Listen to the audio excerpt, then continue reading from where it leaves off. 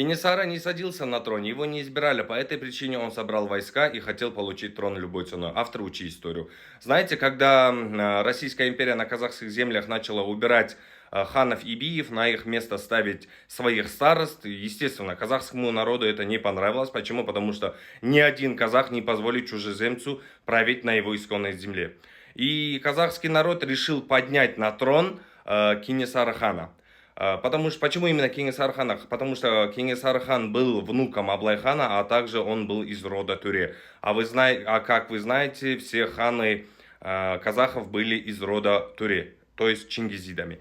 И когда Кенесары хана подняли на трон, Кенесары хан первым делом освободил земли старшего Жиза от кохандов, потом начал свою долголетнюю битву против Российской империи. Он освобождал такие города, как Оренбургский уезд, как Четавский и Акмолинский уезды, да. И даже он, когда услышал то, что казахских девушек как бы насилуют и нехорошо с ними обращаются в городе Созак, он с Кокшетау приехал за 3 дня на лошадях до Созака, представляете? И вот, уважаемые друзья, те, которые пишут такие комментарии, для вас, может, Кенесары хан был другим человеком, но для казахского народа Кенесары это великий человек. Кенесары хан это идол мужества. Кенесары хан один из величайших ханов казахов.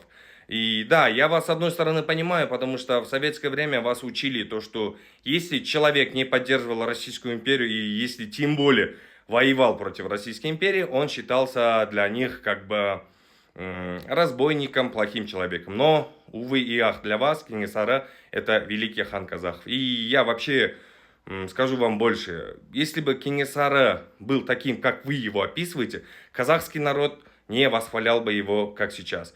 Но в данный момент казахский народ это очень сильно возвышает Кенесары хана и очень сильно чтит и уважает.